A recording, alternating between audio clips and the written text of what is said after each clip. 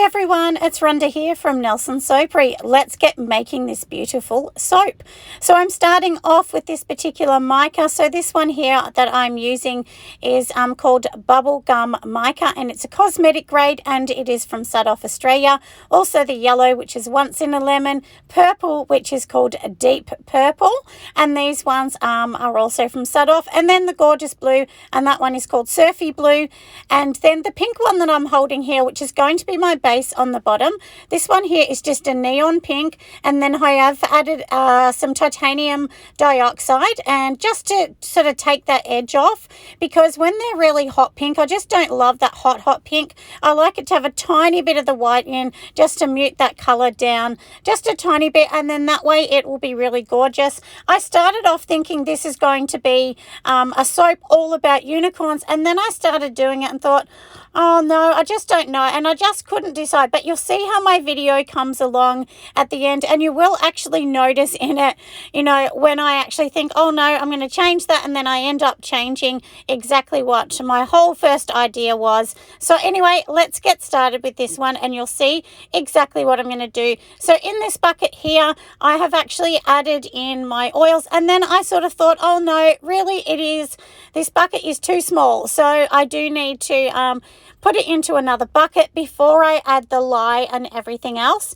So the mixer that I'm using, or my blender, as you can see in the top, the stick blender, I actually use one called Braun, and it's just a Braun $79 one, and it comes with a few attachments. So it's not a super duper expensive one, but it is a really, really great one for everybody to use. So, and it's really friendly. I've had it for quite some time, and it really does work really, really well. It has 2 speeds as well. I generally use the smaller speed. I don't really do the high speed too much.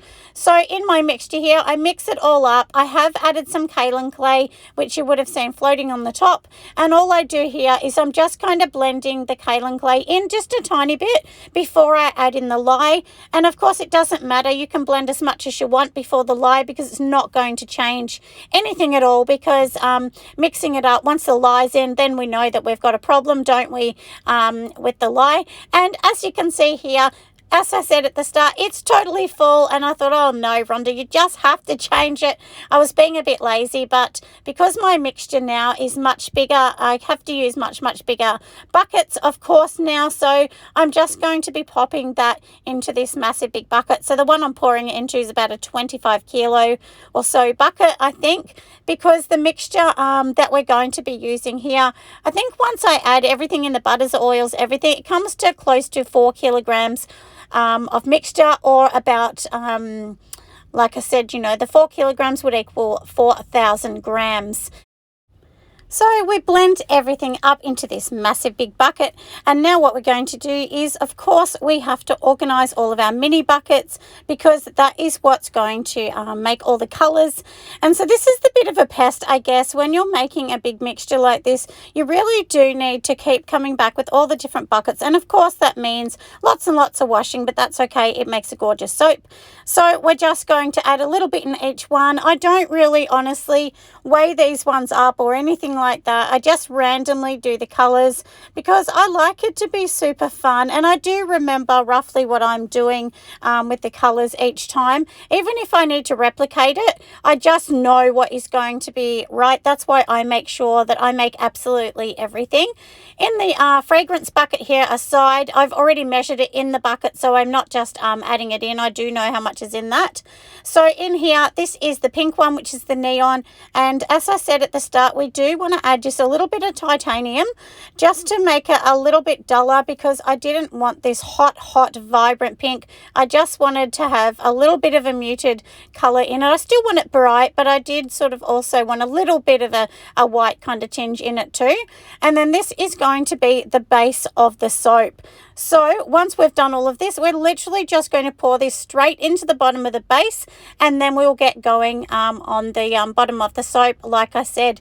So, you know, you can do exactly what I'm doing here, which is just wiping it down. And then after, if you pop it in some water, you don't need to worry too much about it. I just keep it in a bucket of water so that I can just kind of rinse it off for the next color, and the colors don't interrupt with each other. So here I've just lined this mold in some greaseproof paper already.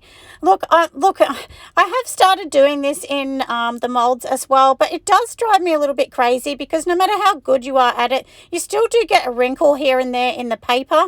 So my new mold that I've also ordered with a silicone insert, I'm very, very excited about that, but I will also keep using these ones at the same time. So let's get going with all of the next ones. So all the micas that we talked about at the start, I'm just going to pop one in each of these containers because this is going to be the color I'm going to drop through into my mold and then swirl it in just to make it really, really pretty, colorful, and absolutely gorgeous. Do remember as well, the ones that you mix up in oil, they're not going to look like that. They're going to be very, very dull version of that, and lots of pinks will go really light, and reds usually will go an apricot color. They don't usually stay red unless you're using an oxide. The oxides are like an earth pigment, so they just are a lot stronger and they will give more of a realistic color. So all I do with this is, as I'm starting with each color, that's when I add in the fragrance. Don't just pop the fragrance and let the fragrance sit there, because it can actually start to react with your soap batter before you even start to mix it. So I just do one at a time usually, and then you get ready to sort of pour all that in. But you have to be fast when you're doing this because you don't want it to set up, and make sure you use a fragrance that you know works really, really well. With this one here, I do have some mango in there, some coconut in it. I also do have a tiny bit of peony rose, which I know is a great fragrance, and it slows down the trace, which is even better for me when I'm doing lots and lots of colors. And of course I do have Birds of Paradise, which is a beautiful tropical scent, and these ones have a very low to nil vanilla in them, so that way I know the colors are going to stay and they're not going to go that yucky brown that we all have to fight with when vanilla is inside fragrances. So we, like I said, just get all of these ready and we get all the colors organized, so then we can make this really, really fun and gorgeous soap, which I'm sure that you can all agree the colors really do make it gorgeous. And all the colors I'm using are a cosmetic grade mica colorants as well. So let's get going with this next bit and you'll see exactly what I'm going to do. So we're just going to be blending this whole thing. Don't over blend as well, because that can also make everything set up too fast. So just try and make sure that you've mixed it all in, but don't make the mistake of stopping too early, and then of course it hasn't set up, and then the oils will just come to the top, which means it's not emulsified very well at all. So don't do that, because then you will totally regret that part of soap making. It's really a fine balance of getting that medium trace to just be really, really beautiful in your soap, and it really is hard and it does take time. So if you're new to soap making, you know, don't sort of beat yourself up about it. Don't feel that, you know, you can't do it. You can. It just takes a lot of time just to learn these things, and once you've learned them, then you just really know what to look out for when you're actually making soap.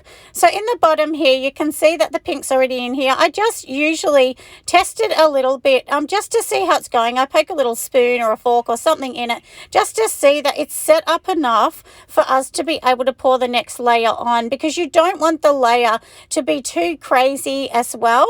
So now you can see I'm just holding the spatula, and all this does is stop the fall, because if the fall is too long on it, what it actually does is digs big holes into the bottom if you've got a bottom layer. But if you don't mind it being all mixed in, then that's fine too. And I don't stress too much if it does break through a tiny bit, it's okay.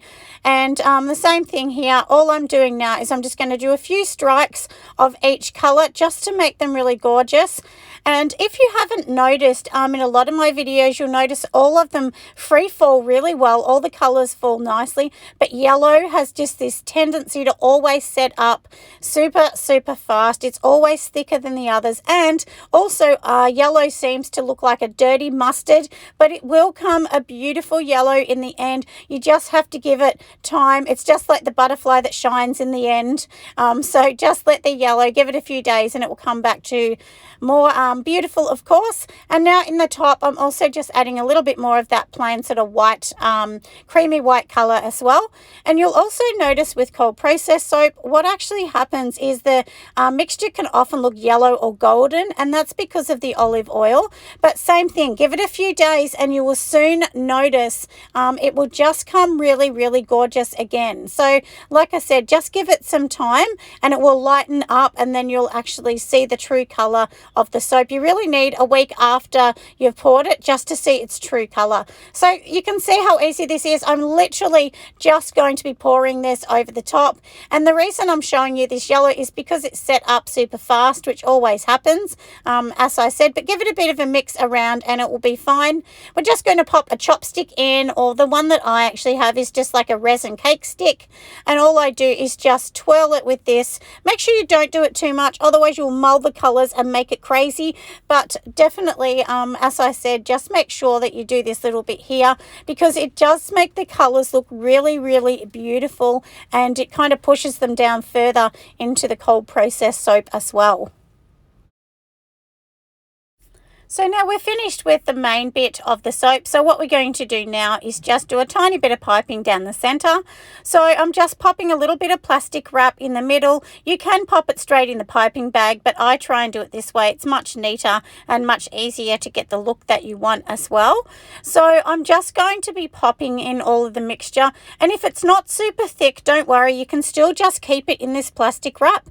And then once you feel like it's the right consistency, then all you need to do is pop it into the piping bag and start piping. So first of all, I have the yellow, and as I did say, the yellow definitely will not stay this color. It will come a beautiful buttery type color later on, but just yellows always have this, tendencies to morph, and morph just means that, it changes color, but it will come back again as well. It's a bit of a chameleon, and will come back to a beautiful color later on. So then I'm just going to be adding in all these extra little bits that I have left over as well.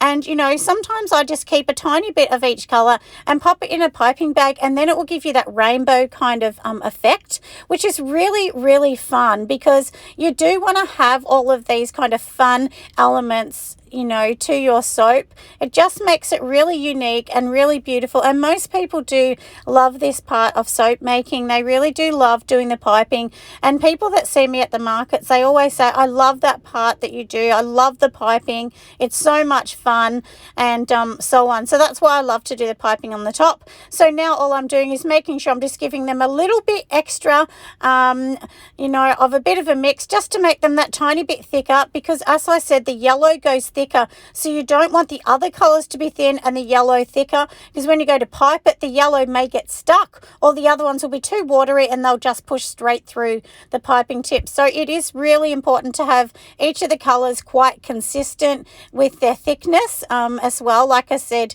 you may want to just give the yellow a lesser mix than you would the other colors as well.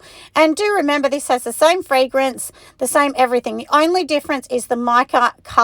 So there's definitely something in yellow, and I'm not sure what it is, but as I said, it just always does this every time.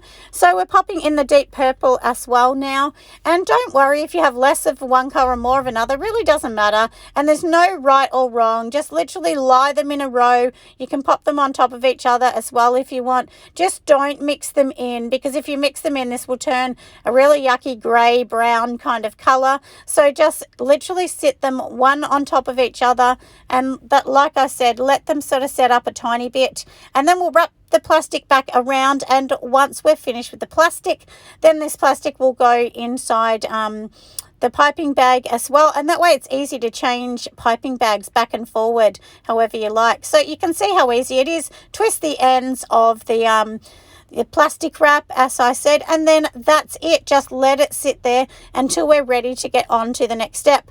So you can see how gorgeous this top color is. You could even leave it plain, but I decided not to do that. I decided, look, let's just pipe this and make it super duper fun.